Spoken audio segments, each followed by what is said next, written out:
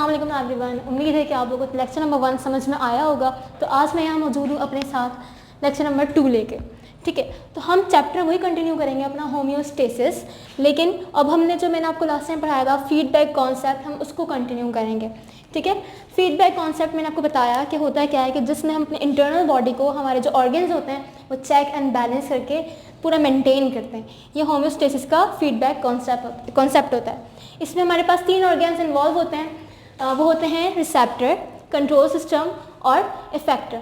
लेकिन अगर हम टाइप्स की बात करें, फीडबैक कॉन्सेप्ट की टाइप्स की बात करें, तो हमारे पास 2 टाइप्स के यहाँ पे मौजूद है फीडबैक कॉन्सेप्ट। वो क्या है? नेगेटिव फीडबैक और दूसरा है पॉजिटिव फीडबैक। अब नेगेटिव पॉजिटिव क्या फ़र्क है? नेगेटिव फीडबैक कॉन्सेप्ट वो कॉन्सेप्ट होता है जिसमें हमारी बॉडी में कोई अपोजिट रिएक्शन हो जाए, कोई इख्तिलाफ में कोई काम हो जाए, वो हमारे पास होगा नेगेटिव फीडबैक कॉन्सेप्ट।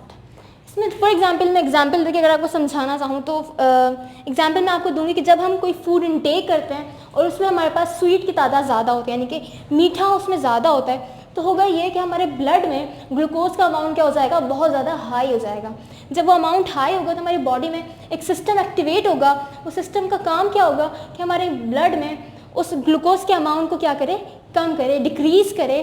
तो वो जो अपोजिट रिएक्शन हो रहा है, तादाद का बढ़ना और फिर कम होना, वो क्या कहलाएगा?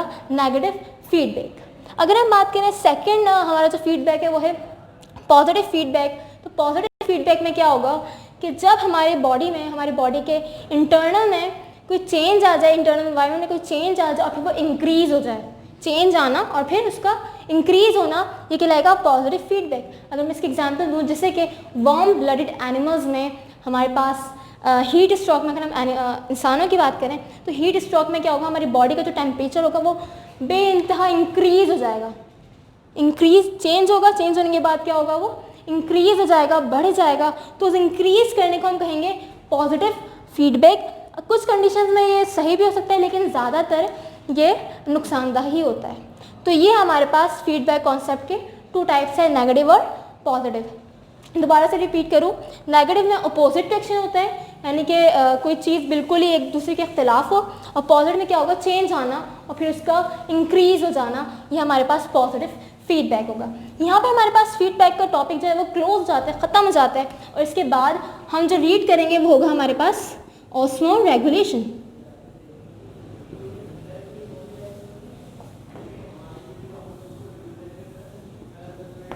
ये कोई नई टर्म नहीं है, ये मैंने लास्ट लेक्चर में भी यूज़ किया था, ऑस्मो रेगुलेशन। ये हमारे पास होम्योस्टेसिस के इम्पॉर्टेंट एस्पेक्ट्स में नंबर 1 था, ऑस्मो रेगुलेशन। अब ऑस्मो वर्ड की अगर हम बात करें तो ये आया कहाँ से है? ये आया है ऑस्मोसिस से। ठीक है, ऑस्मो वर्ड जो है वो हमारे पास आया है ऑस्मोसिस से, और रेगुलेशन का मतलब किसी चीज़ को रेगुलेट करना, बराबर करना। तो अगर हम बात करें ऑस्मोसिस की डिटेल में, तो ऑस्मोसिस होता क्या है? ऑस्मोसिस जो है वो होता है मेंटेन करना किसके अमाउंट को? वाटर के अमाउंट को और सोल्यूट के अमाउंट को। वाटर और सोल्यूट के अमाउंट को मेंटेन करना बॉडी के अंदर, इंटरनल बॉडी में या सेल के अंदर, वो हमारे पास कहलाता है osmosis with the help of cell membrane. Cell membrane की अगर हम बात करें, अगर हम प्लांट्स की बात करें, ऑस्मो रेगुलेशन इन प्लांट्स की अगर हम बात करें तो वाटर का इंटेक करना, वाटर का रिमूव करना with the help of cell membrane हमारे पास कहलाता है ऑस्मोसिस। इसमें सॉल्यूट भी आ जाता है और सॉल्वेंट, दोनों चीज़ें जो हैं वो ऐड हो जाती हैं, वाटर प्लस सॉल्यूट। तो ऑस्मोसिस जो है वो हमारे पास क्या होगा? सॉल्वेंट का ऐड होना और फिर या फिर रिमूव हो जाना। सेल मेम्ब्रेन, ये जो वर्ड है ये ज़्यादा इंपॉर्टेंट है। सेल मेम्ब्रेन के जरिए वाटर का रिमूव होना या फिर ऐड होना, ये हमारे पास कहलाता है ऑस्मोसिस। ठीक है, तो इस ऑस्मोसिस का रेगुलेट होना प्लांट के सेल में या किसी भी सेल में बहुत ज़्यादा ज़रूरी है, कि ज़्यादा अमाउंट में कोई भी सेल जो है वो सॉल्यूट को ज़्यादा नहीं रख सकता। अगर मैं इसकी 2 कंडीशंस दूँ आपको, तो वो 2 कंडीशंस क्या होंगी? फॉर एग्जांपल, 2 बीकर में हमने अपने सॉल्यूशन लिया हाइपोटोनिक,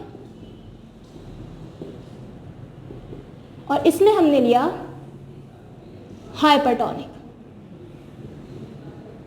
ठीक है, इस बीकर में हमने सॉल्यूशन लिया हाइपोटोनिक और इस बीकर में हमने सॉल्यूशन लिया हाइपरटोनिक। दोनों में फ़र्क क्या है कि यहाँ पे सॉल्वेंट की तादाद ज़्यादा है,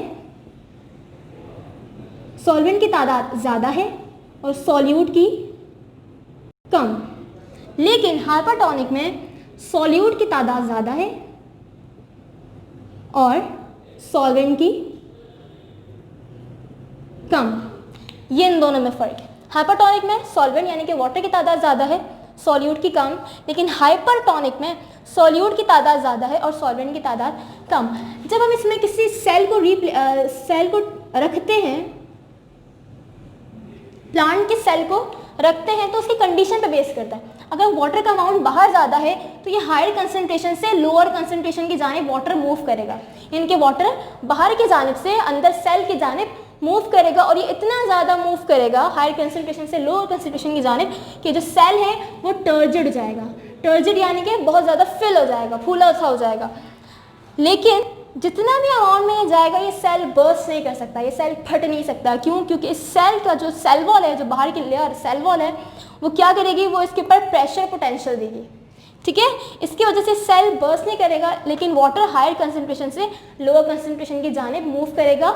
ठीक है, यह है हाइपरटोनिक कंडीशन। हाइपरटोनिक सॉल्यूशन में हमने सेल रखा था, लेकिन हाइपरटोनिक में क्या होगा, क्योंकि हमारे पास बाहर के बीकर में सॉल्यूट की तादाद ज़्यादा है और सॉल्वेंट यहाँ पर फिर इसके मुकाबले में ज़्यादा होगा, तो यहाँ पे वाटर कहाँ मूव करेगा, बाहर की जानिब, क्योंकि बाहर वाटर कम है और सॉल्यूट ज़्यादा है, अंदर वाटर ज़्यादा और वाटर यहाँ पे कम है और यहाँ पे वाटर ज़्यादा है, तो वाटर बाहर की जानिब मूव करेगा।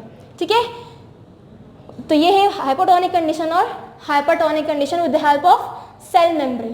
दोबारा बताते चलूँ ऑस्मोसिस की definition. Movement of water from higher concentration to lower concentration या higher concentration to lower concentration with the help of cell membrane is called osmosis. ठीक है, तो आज हम यहीं तक रखेंगे अपना लेक्चर ऑस्मो रेगुलेशन तक, जिसमें हमने बात करी ऑस्मो रेगुलेशन इन प्लांट्स, और उसमें हमने देखा हाइपोटोनिक कंडीशन और हाइपरटोनिक कंडीशन में सेल किस तरीके से बिहेव करेगा। ये था सिर्फ आज हमारे लेक्चर में। दोबारा बताती चलूँ कि हाइपरटोनिक कंडीशन में बाहर पानी की तादाद ज़्यादा है और अंदर पानी की तादाद कम है, इसीलिए पानी ने अंदर की जानिब मूव करा। लेकिन हाइपरटोनिक कंडीशन में पानी की तादाद अंदर ज़्यादा है और बाहर कम है, इसीलिए पानी ने हायर कंसंट्रेशन से लोअर कंसंट्रेशन की जानिब मूव करा। उम्मीद है आप सबको समझ में आया होगा। Thank you so much. अल्लाह हाफ़िज़।